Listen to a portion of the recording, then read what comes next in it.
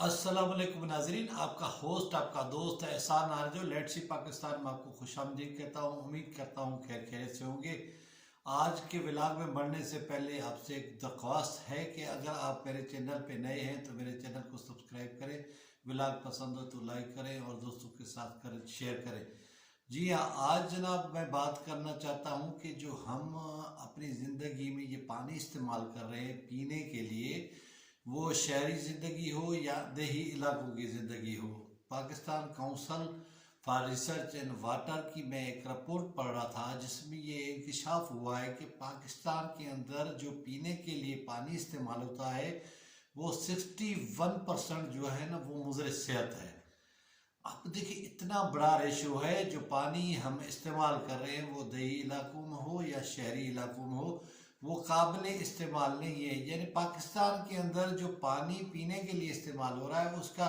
39% safe है, यानी जिसको साफ़ किया जाता है या मुख्तलिफ ज़राए से जो है ना जो लोग पीते हैं वो 39% सेफ पानी है और 61% मुज़र सेहत है। उसमें आप ज़ेर ज़मीन पानी ले लें, उसमें आर्सेनिक के मुख्तलिफ कंटीमेंट्स हैं और मुख्तलिफ वो जगहों पे जहाँ सीम थोर है या मुख्तलिफ इस तरह के नमकियात हैं पानी में, यानी वो हफ्ज़ान सेहत के उसूलों के मुताबिक नहीं। और पाकिस्तान एक तरक्की पजीर मुल्क है, वहाँ आप ये तवक्को करें कि पूरी जो पाकिस्तान की 22 करोड़ से ज़्यादा आबादी है उसको साफ़ पानी मुहैया होगा, ये मुमकिन नहीं है। आप देखें जो हमारे दरिया आते हैं, जो ऊपर से पानी बहना शुरू हो जाता है, उनके साथ जितने भी शहर आबाद हैं उनकी जो वेस्ट है, जो उनका जो ड्रेनेज का पानी है वो उन दरियाओं में शामिल होता है और आगे चल के इन्हीं दरियाओं का पानी जो है ना शहरों को पीने के लिए इस्तेमाल किया जाता है। मुझे तो याद है कि सिंध का जो जुनूबी इलाका है जिसको हम लाड़ कहते हैं, उसके कोई कमो बेश 10-12 अजला हैं जहाँ ये जो नहरों का पानी होता है वो बिल्कुल नहर से भरकर लोग इस्तेमाल करते हैं, पीते हैं और सिर्फ एक कपड़े में छान के और उसको इस्तेमाल करते हैं। एक ही जगह पे कुत्ता भी पानी पी रहा होता है तो गधा भी पी रहा होता है, एक तालाब में से या एक नहर में से, और वहीं से इंसान भी पी रहे होते हैं। और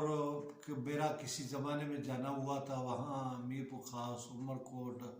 तो आप अंदाज़ा करें कि मैं एक पूरी रात प्यासा रहा था और मैं जब वहाँ कंडियारी गया तो मैंने शाम के वक्त जाते हुए नहर पे देखा कि कुत्ता और गधा और लोग कटे पानी पी रहे थे, तो वही पानी भर के ओताक में आए। तो मैं सारी रात प्यासा रहा लेकिन पानी नहीं पिया। और वो आज से कोई 20-25 साल पहले का ज़माना है। उस वक्त यानी कि मिनरल वाटर का भी सिस्टम नहीं था, इस तरह की सूरत हाल थी। तो अब आप अंदाज़ा लगाएं कि ये जो लोग हैं, बाकी चीज़ें तो मिलावट है ही है लेकिन पानी भी साफ़ नहीं है। उसके अलावा एक असद उमर की रिपोर्ट पेश हुई थी इस्लामाबाद में, उसमें इंकशाफ हुआ है कि इस्लामाबाद का हर तीसरा घर जो है ना वहाँ एक कैंसर का मरीज है। अब ये इस्लामाबाद एक पहाड़ी पे वाक़ है और यहाँ जो ज़ेरे पानी ज़मीन हासिल किया जाता है उसमें इतना सीख होती है या आप चूना कह सकते हैं, जब आप उबालते हैं तो उसके तह जम जाते हैं। और यहाँ जो फिल्ट्रेशन प्लांट अमूमन इस्लामाबाद में लगे हुए हैं उनका जो सफाई का निज़ाम है वो इतना गया गुजरा है, यानी जो उन्होंने फिल्ट्रेशन प्लांट की सफाई के जो होते हैं अगर 15 दिन में 20 दिन में चेंज करने हैं तो उनको 2-2 3-3 महीने गुजर जाते हैं और वो बिल्कुल काले फिल्टर हो जाते हैं और उनको कोई पूछता ही नहीं है और लोग हैं बेचारे भर भर कर जाते हैं। तो ये सूरत हाल है हमारे मुल्क में। लोग तब्दीली की उम्मीद लगाए बैठे हैं। यहाँ एक निज़ाम है, एक माफिया है, एक इक़्तिदार में जाता है, दूसरा आता है, तीसरा इंतज़ार कर रहा होता है, लेकिन हर एक अपनी बारी लगाता है, अपनी बारी पे खूब कमाता है, करप्शन करता है और अवाम इस तब्दीली की और इस जो है ना बेहतरी की उम्मीद और आस में रह जाते हैं। और सूरत हाल ये रहती है कि पाकिस्तान का जो ईमानदारी में نمبر ہے وہ 179 نمبر ہو جاتا ہے، اور پاکستان کے اندر کرپشن ماضی کے مقابلے میں اور زیادہ ہو جاتی ہے، اور یہاں مراعات یافتہ طبقہ اتنا ہے کہ آپ سوچ بھی نہیں سکتے کہ ایم پی 1 گریڈ سے لے کے سینیٹرز، وزیر، مشیر، ایم این ایز، ججز، جرنیل، بیوروکریٹ، ان کی گھروں کی آسائش، ان کے گاڑیوں کی آسائشیں، اور ان کے جو الاؤنسز ہیں، اور جو ہیں وہ دیکھ کے بندے کو احساس ہی نہیں ہوتا کہ اس ملک میں کوئی مہنگائی ہے، اس ملک میں کوئی مسئلہ ہے، کیونکہ ان کی ایک کی 8-8، 10-10، 20-20 لاکھ روپے تنخواہیں، الاؤنسز اور مراعات ہے، اور ان کے پاس جو اختیارات ہیں اس کا بے دریغ استعمال، اور ان کے آڑ میں جو وہ پیسے کماتے ہیں اس کا تو کوئی حساب ہی نہیں ہوتا۔ تو ان کو نہ مہنگائی نظر آئے گی، نہ ان کو پانی میں جو یہ ملاوٹ ہے، یا پانی جو صاف لوگوں کو پینے کے لیے میسر نہیں ہے وہ بھی نظر نہیں آئے گا۔ اور ویسے بھی ہمارے ملک کا جو نظام بناتے ہیں، نصاب بناتے ہیں، یا ہمارے ملک کا جو قانون اور آئین بناتے ہیں، ان لوگوں کے ہاں کوئی بنیادی مسئلہ نہیں ہے، ان کا بے روزگاری مسئلہ نہیں ہے، ان کا صاف پانی کی فراہمی مسئلہ نہیں ہے، پیٹرول ان کا مسئلہ نہیں ہے، گھر ان کا مسئلہ نہیں ہے، زمین ان کا مسئلہ نہیں ہے۔ یہ مسئلہ تو عام آدمی کا ہے، اور ہم ہوش سنبھالا ہے یہ باتیں سنتے آ رہے ہیں، اور ابھی کافی وقت بیت چکا ہے، پونی صدی پاکستان کے قائم ہونے کو ہو چکی ہے۔ آج میں ایک سویٹر جو پہنتا ہوں، میرا بیٹا اس پہ پڑھ رہا تھا کہ میڈ ان بنگلہ دیش، یعنی یہ وہ جو سویٹر ہے وہ بنگلہ دیش میں بنا ہے۔ بنگلہ دیش دیکھیں جہاں کپاس کا ایک پودا نہیں ہوتا، اور وہ دنیا بھر سے یعنی کپاس منگواتا ہے، دھاگے منگواتا ہے، اور وہاں ملیں چل رہی ہیں، فیکٹریاں چل رہی ہیں، اور وہاں سے کپڑا بنا کے اور وہ دنیا میں ایکسپورٹ کرتا ہے۔ پاکستان کے اندر دیکھیں وافر مقدار میں کپاس پیدا ہوتی ہے، لیکن ہمارے یہاں صورتحال یہ ہے کہ جو پالیسیاں ہیں ان میں تسلسل نہیں ہے، ان میں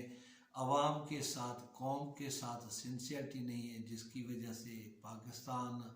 ان مسائل اور مشکلات کا شکار ہے۔ اب آپ اندازہ کریں کہ گلگت لے کے کراچی تک، کوئٹہ سے لے کے لاہور تک، پشاور سے لے کے میر پورخاص تک، اب لوگوں کو کون صاف پانی مہیا کرے گا، کون پانی فراہم کرے گا؟ اور پانی کا یہ جو اتنا 61% جو پانی ہے وہ قابل استعمال نہیں ہے، مضر صحت ہے، تو پورے ملک کے اندر جو ایک وبائی صورتحال ہے بیماریوں کی، ایک بیماری کا ٹیسٹ کراؤ تو دوسری بیماری نکل جاتی ہے، اور اس کے علاوہ یہ جو دوائیاں مہنگی ہیں، ٹیسٹ مہنگے ہیں۔ میں تو کہتا ہوں کہ اگر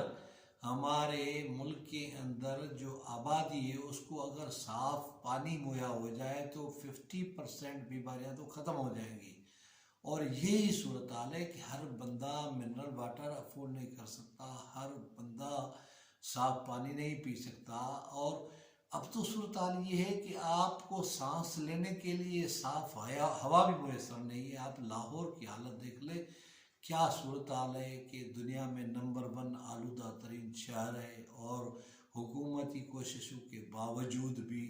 وہاں جو سموگ ہے، یا جو ڈسٹ ہے، یا جو گرد و غبار ہے، اس پہ قابو نہیں پایا جاتا۔ اگر یہ صورتحال 2021 میں ہے تو آپ اندازہ کریں کہ 2030 میں کیا ہوگا۔ اور میں جو ایک رپورٹ پڑھ رہا تھا، بڑی تعجب کی بات تھی کہ لاہور کا بندہ کشمیر کی طرف گیا، اور وہاں اتنی صاف ستھری ہوا تھی، ایئر تھی، اور وہ اس سے ہضم نہ ہو سکی اور ہاسپٹلائز ہو گیا۔ اب دیکھیے وہ بندہ جو اتنی گندگی آلودگی والی ہوا کھا رہا تھا وہ اس پہ عادی ہو گیا تھا۔ یہ ایسے ہی ہے جیسے ایک پانی ملا دودھ پیے اور اس کو خالص دودھ مل جائے تو وہ موشن لگ جاتے ہیں، اس سے ہضم نہیں ہوتا۔ تو ہمارے ہاں یہ المیہ ہے کہ ہمارا نظام، ہماری حکومت، ہماری افسرشاہی، ہمارے معزز جو فیصلہ کرنے والے ادارے ہیں یا لوگ ہیں ان کا یہ ایشو نہیں ہے، یہ ایشو عام آدمی کا ہے، یہ ایشو قوم کا ہے، اور ان کا قوم سے کوئی سروکار نہیں، اور اس ملک کے باشندوں کے ساتھ ان کا کوئی سروکار نہیں۔ یہ آئے ہیں، اپنی باری لگائیں گے، پیسے بنائیں گے، مال بنائیں گے اور بھاگ کر چلے جائیں گے۔ کورٹوں میں کیس چلتے رہیں گے، یعنی احتساب کے یا منی لانڈرنگ کے یا کرپشن کے، ان کے اوپر ریفرنسز بنیں گے، لیکن سچ ثابت کچھ بھی نہیں ہوگا، کیونکہ جو کرپشن کرتے ہیں وہ نشان نہیں چھوڑتے اور وہ اتنے سادہ نہیں ہوتے۔ میں تو کہتا ہوں جو کرمنل ہوتا ہے نا، وہ سب سے پہلے اپنے ثبوت کو مٹانے کی کوشش کرتا ہے، وہ کچھ ثبوت ہی نہیں چھوڑتا۔ لہذا آپ ان کے لولی پاپ پہ نہ رہیں اور ان کی سادگی، عوام کی سادگی، قوم کی سادگی کے اوپر قربان جاؤں۔ اس طرح کے اقتدار کے لوگ ان کو ملتے رہیں گے، جب تک قوم نہیں سدھرتی تب تک ان کو حکمران بھی اچھے نہیں ملیں گے۔ امید ہے ناظرین آپ کو آج کا ولاگ پسند آئے ہوگا۔ کسی اور ولاگ، کسی اور ویڈیو ملاقات ہوگی، تب تک مجھے دے اجازت۔ خدا حافظ۔